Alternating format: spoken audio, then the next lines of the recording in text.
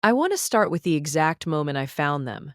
because I think the specific, mundane circumstances of that discovery matter as much as anything that came after. I was looking for our passports, tucked away somewhere in the bottom drawer of an old filing cabinet we'd inherited from my husband's grandmother, planning a trip we'd been talking about for months, and instead of passports, my hand closed around a thin manila folder I didn't recognize. Inside it, neatly organized the way Ethan organized everything, were divorce papers, finalized nearly 8 years before the night he and I first met, bearing his signature beside a name I had never once heard him mention in the 11 years we had known each other. Hello,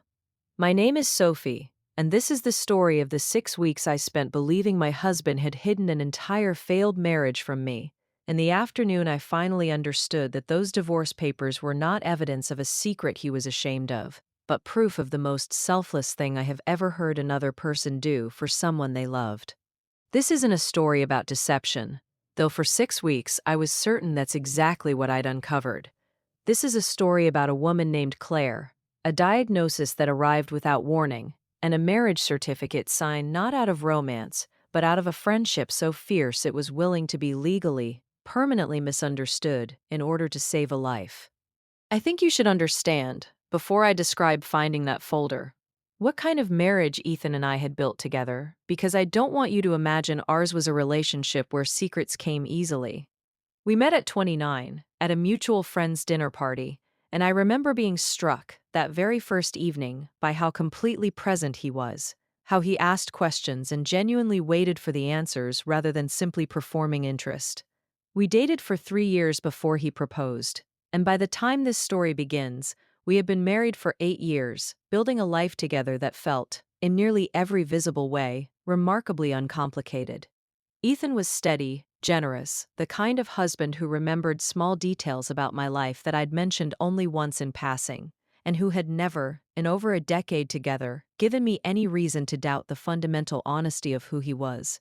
I want you to hold that picture firmly in your mind, because everything that follows happened underneath it, and I need you to understand exactly how much trust I was being asked to reconcile in the weeks I'm about to describe. We married in a small ceremony at a botanical garden neither of us had visited before that day, chosen simply because the photographs online looked peaceful, and I remember Ethan's toast that evening, brief and heartfelt, promising only that he would always tell me the truth, even when it was difficult, especially when it was difficult. I have thought about that particular promise often in the years since, turning it over with a complicated mixture of tenderness and irony once I understood the specific silence he had been carrying, even as he made it. I do not believe he was being dishonest that day. I believe instead that he had simply convinced himself, by then, that Claire's story belonged to a version of his life so separate from the one we were building that it didn't count as the kind of truth his promise was meant to cover.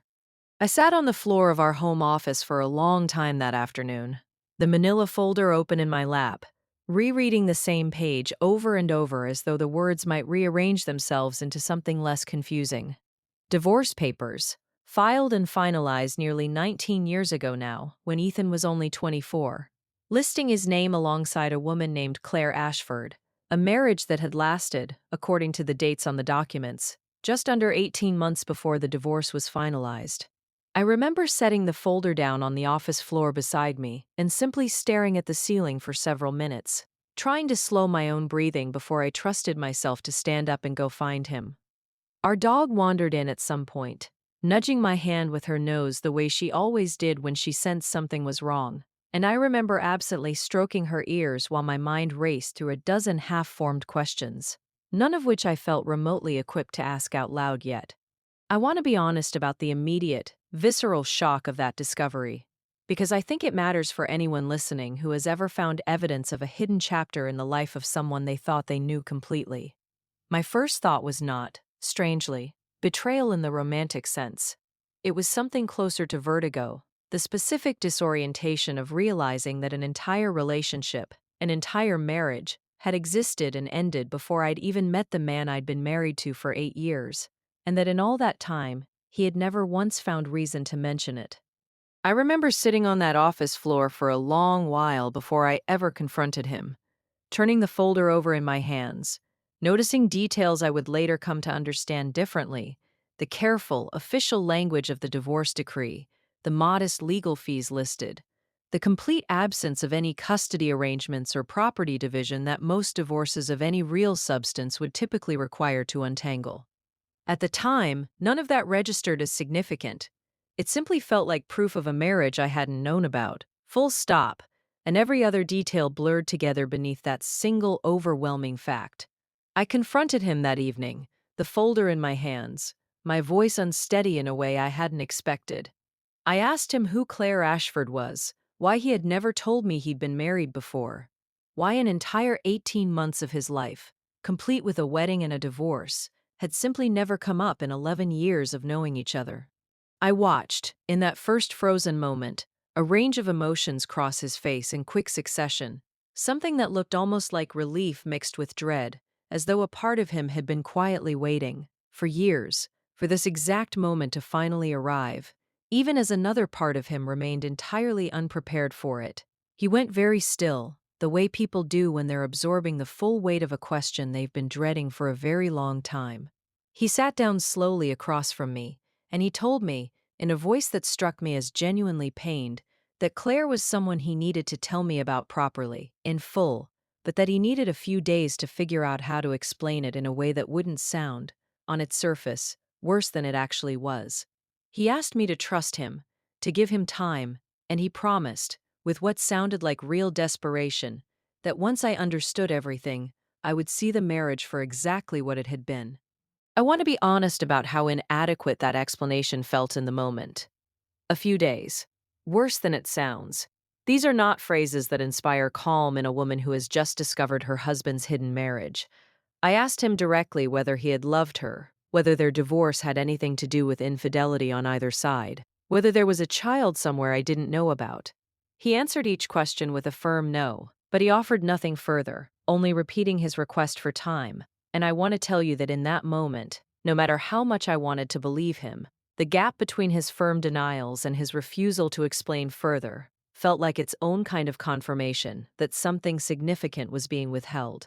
In other words, what began as a single unexpected discovery became, over the following 6 weeks, an entire private investigation I conducted almost entirely in my own head, because Ethan, true to his word about needing time, said almost nothing further about Claire in the days that followed, only occasionally growing quiet and distracted in ways that felt, to my already frightened mind, like confirmation of whatever darker story I was constructing.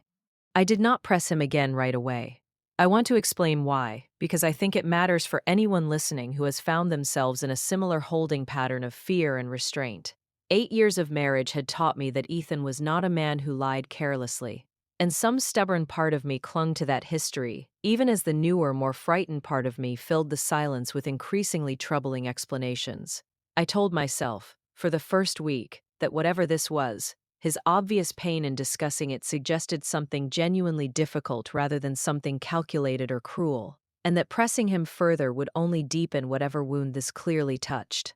What this actually meant, in practice, was a week of watching my husband grow steadily more withdrawn, taking phone calls in the garage with the doors shut, a habit he'd never had before, and coming home some evenings looking as though he'd been crying, an explanation he offered only as exhaustion from work. I remember lying awake many of those nights, running through every possible version of the story my mind could produce, each one darker than the last. Perhaps Claire had died, and his silence was simple, unprocessed grief he'd never learned how to share with me. Perhaps the marriage had ended in some scandal or betrayal he was too ashamed to admit. Perhaps, in my very worst moments, there was a child after all, despite his denial, a child he'd walked away from and never found the courage to tell me about. I remember calling my sister during the second week, unable to hold the confusion entirely alone any longer, describing the folder, the name, Ethan's careful, incomplete denials. She listened for a long while and then asked me a question I hadn't yet let myself consider directly. Did the timeline actually overlap with anything in our own relationship, or was this simply an old chapter from before we'd even met? I confirmed the divorce had been finalized nearly 8 years before Ethan and I first crossed paths, and she pointed out, gently, that whatever this marriage had been, it couldn't have been a betrayal of me specifically, only perhaps an omission about his own past. I remember feeling both comforted and unsatisfied by that distinction. Comforted because it ruled out the most painful possibility, unsatisfied because an entire hidden marriage still felt like more than a simple omission, regardless of its timing. I want to pause here and say something to anyone listening who recognizes their own version of this particular waiting. The space between "I need to explain this properly" and the actual explanation is one of the loneliest places a marriage can occupy, because it asks you to hold on to trust without any of the evidence that usually sustains it. I held on to that trust for 6 weeks, and I want to be honest that by the fourth week, it had worn dangerously thin. There is a particular evening, about 3 weeks into this pattern, that I still think about often. We had dinner with old friends of Ethan's from college, people I'd known for years but had never once heard mention Claire's name either. And I remember watching Ethan carefully navigate the conversation whenever it drifted toward his early 20s, redirecting with a practiced ease that told me, more clearly than anything else, exactly how long he had been managing this particular silence, and exactly how many people in his life had apparently agreed, tacitly, never to bring it up in front of me. I began, around this time, to notice small details I couldn't quite reconcile with the darker stories I'd been constructing. I found, tucked into an old box of college memorabilia in our garage, a handful of photographs of Ethan and a woman I assumed was Claire, but they weren't romantic in the way I'd braced myself for. In every photograph, they stood at a careful, easy distance, more like siblings or close friends than newlyweds, and in several of them, a third person appeared consistently at their side, a young man I didn't recognize, his arm often slung around Claire's shoulders in a way that struck me, even in old photographs, as unmistakably more intimate than anything between Ethan and Claire themselves. I found, too, a card, yellowed with age, tucked into the same box, addressed to Ethan and signed only Claire and Danny, thanking him for what the card called simply everything, more than we can ever repay. A phrase that confused me more than it clarified anything, offering a fragment of gratitude without any context for what it was thanking him for. I spent an entire weekend while Ethan was traveling for work, quietly searching for whatever additional context I could find, ashamed of myself even as I did it, scrolling through old social media accounts I'd never had reason to look at before, trying to piece together a timeline from photographs and captions that offered only fragments. I found a photo of Claire from around that same period, her head wrapped in a colorful scarf, captioned only with a string of heart emojis and the words, "1 year clear." A post that raised more questions than it answered, though it did, at least plant the first seed of a possibility I hadn't yet let myself fully consider. That whatever this story was, illness might be somewhere near its center. I remember the particular anxiety of that entire weekend, alone in our house, piecing together fragments of a story I had no right, I told myself repeatedly, to be investigating this way, and yet unable to stop myself from trying anyway. I found myself standing in front of our bathroom mirror at one point, rehearsing the confrontation I intended to have once Ethan returned, only to abandon each version as either too accusatory or too weak, unsure, even after days of searching, what tone the truth actually deserved. There was one more fragment I found during that same weekend of searching, tucked into the same box of memorabilia, a folded ticket stub from a concert dated several months after the courthouse ceremony. 2 names scrawled on the back in different handwriting, Ethan's and what I would later learn was Claire's, along with the words, "halfway there." A small coded shorthand I couldn't decipher at the time but would later understand referred to the midpoint of her treatment. A private marker of progress between 2 people quietly counting down the months until the arrangement could finally end. I want to explain what this discovery by fragments felt like, because I think it's different from the dramatic reveal you see in films, where a single piece of evidence resolves everything at once. This was slower, more disorienting, each new fragment complicating rather than clarifying the story I'd been building, until I no longer knew what shape the truth was even likely to take. The turning point came on a Sunday evening, nearly 6 weeks after I'd first found the divorce papers, when Ethan finally sat me down at our kitchen table, the manila folder placed openly between us for the first time since that initial confrontation. and told me he was ready to explain everything. He told me that he had met Claire Ashford during his sophomore year of college, not as a romantic partner, but as a close friend within his wider circle, the older sister of his own roommate and best friend, a young man named Danny whom Ethan described with a warmth that told me immediately how significant that friendship had been. Claire and Danny had grown up in a difficult household, Ethan told me, and Claire, 6 years older than her brother, had essentially raised him herself through much of his adolescence, after their own parents proved unreliable in ways Ethan didn't elaborate on out of respect for details that weren't fully his to share. Ethan told me that Claire and Danny's own long-term partner, a woman named Priya whom Claire had been quietly dating for over 2 years by the time this story reaches its critical moment, had built a life together that included Claire finally, after years of struggle, working toward the nursing degree she'd always wanted. And then, midway through Ethan's sophomore year, Claire had been diagnosed with an aggressive form of thyroid cancer, caught relatively early, but still requiring immediate, sustained treatment that her part-time work and student status left her almost entirely unable to afford. Ethan described the day Danny called him with the idea, sitting in a coffee shop near campus, his voice shaking with a desperation Ethan told me he had never once heard from his usually composed, unflappable roommate.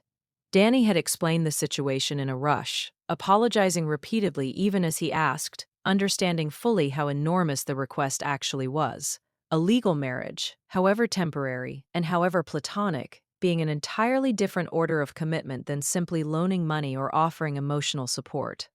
Ethan told me he had sat across from Danny that afternoon and felt, almost immediately, that there was no real decision to make at all, that whatever legal or social complications the arrangement might eventually create for him personally, they were nothing compared to the alternative Claire was actually facing. I asked him, carefully, why this meant he had married her, rather than simply helping in some other way, and he told me something that undid every dark story I had constructed over the previous 6 weeks. He said that Claire, having grown up essentially outside the traditional safety net most families provide, had no health insurance of her own, and no family coverage available to her, her own parents having severed contact years earlier over circumstances Ethan again declined to detail. Her partner, Priya, was an international student on a visa that offered no pathway to adding a partner to any coverage, and same-sex partnerships, at that specific point in the state's legal history, offered no route to shared insurance regardless. Ethan's own father, however, worked for a company with an exceptionally generous health plan, one that extended full coverage to spouses, a detail that had become, almost overnight, the difference between Claire receiving prompt, adequate cancer treatment and Claire trying to navigate a fragmented, unaffordable patchwork of care that her doctors warned could cost her months she likely didn't have to spare. He told me about the day the divorce papers were finally filed, 18 months after the wedding, and how strange it had felt to grieve, even slightly, the ending of an arrangement that had never once been a real marriage in any emotional sense. He said Claire had cried a little that day too, not because either of them wished the marriage had been real, but because the ending marked, so plainly, the close of the hardest chapter of her young life, and endings, even happy ones, he told me, still carry their own particular weight. He told me about the specific conversation he'd had with his own parents before going through with it, a conversation he still remembered in vivid detail nearly 2 decades later. His father, the very man whose insurance plan made the entire arrangement possible, had sat him down and asked whether he understood the seriousness of what he was proposing, the legal and financial entanglement of marriage even in its most temporary, technical form. Ethan told me his father had ultimately supported the decision fully, even offering to help cover whatever legal fees the eventual divorce would require, but not before making Ethan articulate, out loud, exactly why he believed this was the right thing to do, a kind of Socratic pressure testing that Ethan said had actually clarified his own resolve rather than shaking it. Ethan told me that the idea had actually come from Danny, desperate and searching for any solution that might save his sister's life, and that Ethan, understanding immediately what was being asked of him, had agreed without hesitation. He and Claire were married in a brief courthouse ceremony, witnessed only by Danny and Priya, an arrangement entirely legal, entirely platonic, and entirely private, designed for exactly one purpose: to add Claire to his father's insurance plan long enough to get her through treatment. He told me, too, about the practical texture of those 18 months.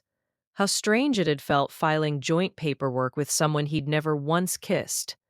How he'd had to explain, awkwardly, to a handful of casual acquaintances that, yes, he was technically married. No, they hadn't met his wife. An explanation that grew more uncomfortable the longer the arrangement continued, and the more people naturally assumed there was a real relationship behind it.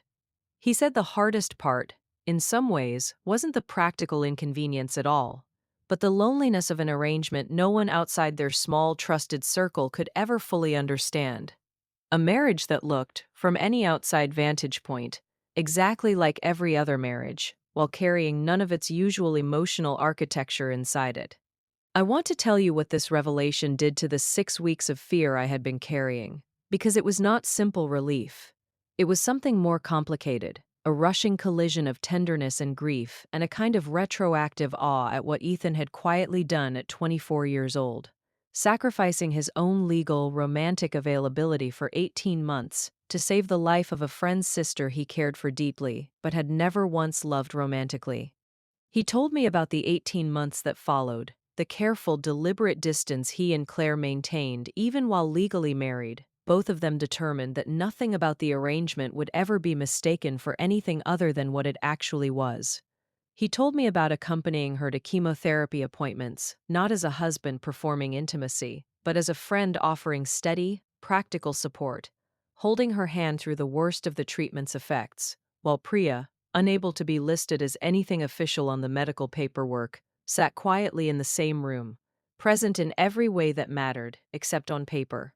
He described the courthouse ceremony itself, brief and almost comically unromantic. Claire wearing ordinary clothes rather than anything resembling a wedding dress, the four of them. Ethan, Claire, Danny, and Priya going out for burgers afterward rather than any kind of celebration. All of them united by the strange, surreal understanding that they had just done something legally significant that carried none of the emotional weight the word marriage usually implies. He told me Claire had cried a little in the car afterward, not from joy or sorrow exactly, but from the specific, disorienting relief of having one enormous logistical fear finally lifted from her shoulders during a year that had already asked so much of her. Claire's treatment had been successful. Once her doctors confirmed she was in remission and her own path toward independent insurance coverage through her eventual nursing career became clear, she and Ethan had filed for divorce, exactly as they had always planned from the very beginning. An amicable, entirely mutual dissolution of a marriage that had never once been anything but an act of practical devotion.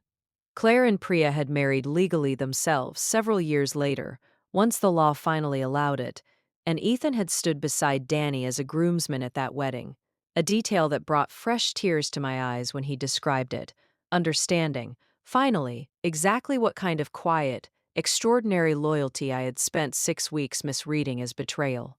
I asked him, once he'd finished, the question that had been sitting beneath all my other questions for 6 weeks.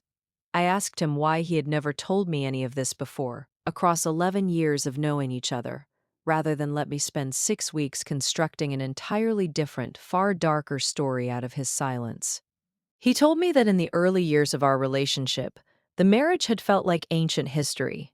a chapter so far removed from the man he'd become that it genuinely hadn't occurred to him it required disclosure, the way you might not think to mention a summer job from decades earlier. And later, once enough time had passed that the omission itself began to feel significant, he had grown afraid that explaining it would sound, on its surface, implausible or strange, an 18-month marriage of pure convenience being a difficult thing to explain briefly, without it sounding like the setup for a much darker story. He said, and I have thought about this sentence every day since. The longer I didn't tell you, the harder it became to imagine telling you, because I knew the longer silence itself would need explaining too. I got trapped in my own omission, and I let that trap keep growing instead of just telling you the truth on any of the 1,000 ordinary days I could have. I want to tell you what happened after that conversation, because I believe the ending matters every bit as much as the 6 weeks of fear that came before it. I sat with him at that kitchen table for a long time after he finished speaking, the folder of divorce papers still resting between us, and I found myself reaching across for his hand, the same hand that had once held clippers steady for a frightened, sick friend nearly 2 decades earlier. I thought about the 6 weeks I had spent constructing an entirely different, far darker story out of his silence, and I felt, alongside the growing tenderness, a fresh grief of my own for all the evenings I might have spent asking gentler, more patient questions instead of quietly building a case against a man who had, in fact, done something extraordinary long before I ever had the privilege of knowing him. I did not feel, in that moment, the vindication I might have expected after weeks of quietly bracing for the worst. I felt instead an overwhelming tenderness for the 24-year-old man who had signed away his own legal freedom for 18 months without a second thought, simply because someone he cared about needed a door open that only he had the key to. I understood, sitting at that kitchen table, that the divorce papers I had found had never once represented an ending I needed to fear. They represented, instead, the closing chapter of one of the most selfless things anyone I loved had ever done. I asked him if I could meet Claire. He told me he would ask, and 2 weeks later, Claire and Priya invited us to their home for dinner. The first time I would meet the woman whose name had caused me 6 weeks of quiet anguish before I understood the full shape of what it actually represented. I spent those 2 weeks in a strange, unfamiliar emotional space. No longer afraid exactly, but not yet fully settled either. Still working through the layered process of reconciling a decade of my own marriage with this newly revealed earlier chapter. I found myself looking at old photographs of Ethan from his college years with fresh eyes, wondering which ones had been taken during those 18 months, wondering how many other small details of his past I still hadn't been given full access to. A question that, I want to be honest, took several more months of careful, patient conversation between us to fully settle. I remember stopping at a small florist on the way, uncertain what the etiquette even was for meeting the woman your husband had once married for entirely non-romantic reasons, and settling, after several minutes of genuine indecision, on a simple bouquet of sunflowers, which felt, somehow, like the right note to strike between formality and warmth. Ethan laughed gently when he saw them in my hands, telling me Claire would love them regardless, that she'd never once been the type to worry over small social formalities, a detail that put me slightly more at ease before we'd even reached their front door. I remember the drive to their house that evening, my hands unsteady on the wheel with a strange, layered nervousness, part guilt for the 6 weeks of suspicion I'd privately carried, part genuine anticipation to finally meet a woman who had, without my knowing it, been an invisible thread running through my husband's entire adult character. Ethan reached over at one point and took my hand, telling me, gently, that Claire had been looking forward to this dinner for weeks, that she'd said, more than once on the phone with him, how grateful she was that the truth had finally found its way into the light after so many years. I want to tell you about walking into that home and meeting Claire, now in her early 40s, warm and quick to laugh in a way that immediately put me at ease. She embraced me the moment I walked through the door, telling me she'd wanted to meet me for years, that Ethan spoke of me constantly, and that she'd always hoped, eventually, the full story of their brief marriage would find its way into the open so she could finally thank me too, for sharing a man capable of that kind of loyalty. I sat at her table that evening, listening to her and Priya tell stories about the year of Ethan's quiet, steady presence through her treatment, understanding, more completely with every story, exactly how much courage that 18-month arrangement had required from everyone involved. Claire showed me, at one point that evening, the small collection of get-well cards she'd kept from that year, pulling a worn shoebox down from a closet shelf, while Ethan and Danny reminisced loudly in the next room. Nestled among cards from coworkers and distant relatives was a simple, handmade one from Ethan, its cover a clumsy pencil drawing of a superhero cape, the inside inscribed only with the words, borrowed insurance, permanent friendship. A small joke that had apparently become something of a private phrase between them over the following 2 decades, invoked whenever either needed to remind the other how far their loyalty actually stretched. I want to tell you about the specific story that undid me most that evening. Priya told me about the night Claire's hair began falling out from the chemotherapy, and how Ethan, without being asked, had shown up at their apartment with clippers, sitting with Claire for hours while she decided whether to shave it off entirely rather than watch it fall out gradually. He'd stayed the whole evening, Priya said, not performing any grand gesture, simply present, steady, offering the specific kind of company that doesn't require words to be useful. I understood, hearing that story, exactly the kind of man I had actually married. A man capable of that same quiet steadiness that had shaped so much of our own 8 years together, now revealed to have an entire earlier chapter I'd simply never had access to.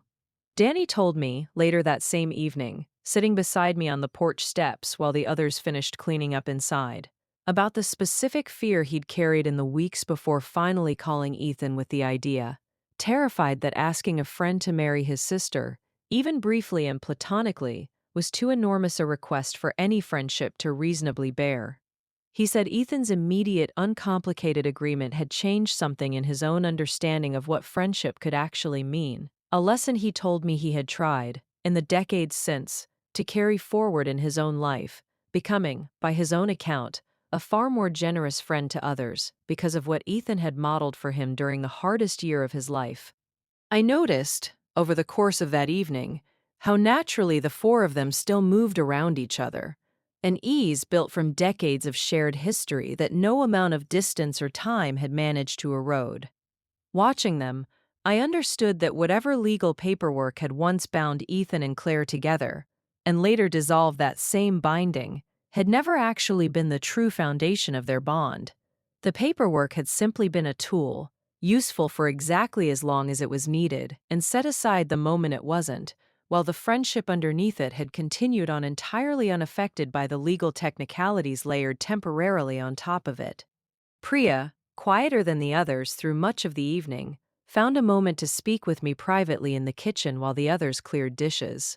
She told me that in the early weeks of Claire's diagnosis, before Ethan's involvement, she had felt a particular, helpless grief at being unable to offer Claire the practical protection a spouse's insurance might have provided. A grief compounded by the legal barriers of that specific era that kept partners like them from accessing the coverage a marriage between them, had it been legally possible, would have automatically granted. She said watching Ethan step into that specific gap, without ever once threatening the actual relationship she and Claire shared, had taught her something important about the difference between romantic love and simple steadfast loyalty, two things she said she no longer assumed had to look identical to be equally real. I think about those 6 weeks often now. I think about all the dark, unworthy stories I constructed out of a single folder of divorce papers, and I want to say clearly, for anyone listening who has ever found evidence of a hidden chapter in someone they love's history, not every secret marriage, every unexplained document, every unfamiliar name, is evidence of a betrayal waiting to be uncovered. Sometimes it is evidence of a devotion so selfless and so specific to a moment in time that the person carrying it doesn't yet know how to explain it without it sounding, on its surface, stranger than it actually was. That does not mean my own fear, across those 6 weeks, was foolish or unearned. I want to be honest about that too, because I think it matters as much as the tenderness of the ending. A hidden marriage, an unexplained divorce, a request for unspecified time before an explanation arrives, these are not small things, and a woman who grows afraid in the face of them is not a woman failing at trust. She is a woman paying attention to her own life, and she deserves an honest answer far sooner than 6 weeks of silence ever gave me. I think too about the version of myself who might have simply left, packed a bag during those 6 frightened weeks, and walked away from a marriage I couldn't fully make sense of, never giving Ethan the chance to explain a story he was, in his own halting way, genuinely trying to work up the courage to tell properly. I am grateful, every single day, that some patient, stubborn part of me chose instead to stay long enough to hear the whole truth, even as the not knowing tested every ounce of trust I had built over 8 years of marriage. If I could go back, I would not tell myself to simply wait, patiently, for 6 more weeks without asking harder, more direct questions sooner. I would tell myself that a marriage cannot survive indefinitely on an unexplained silence, no matter how noble the reason eventually turns out to be, and that the conversation Ethan and I finally had at our kitchen table was owed to me. In some honest form, far earlier than 11 years into knowing him, let alone 6 weeks after I'd already found the paperwork myself. But I would also tell myself this, and I offer it now to anyone listening who is standing, tonight, in front of their own version of an unexplained folder in a filing cabinet. Know your worth, and never let yourself believe that loving someone patiently means accepting an unexplained silence indefinitely, no matter how noble the eventual reason turns out to be. A relationship built on real trust can withstand direct questions asked early and often. It should never have to depend on one partner's decade of restrained, anxious silence simply to preserve an uneasy peace. Your peace matters as much as anyone else's difficulty explaining a complicated past. And an old chapter, however selfless, deserves to be shared long before it's accidentally discovered in a drawer. Recognize, too, that the fear of sounding strange or implausible often keeps important truths locked away far longer than the truths themselves ever deserved. Ethan's story, once finally spoken aloud, was not difficult to understand at all. It only felt difficult in the abstract, in the years he spent silently rehearsing how to begin it, a fear far larger in his imagination than it ever proved to be once actually voiced.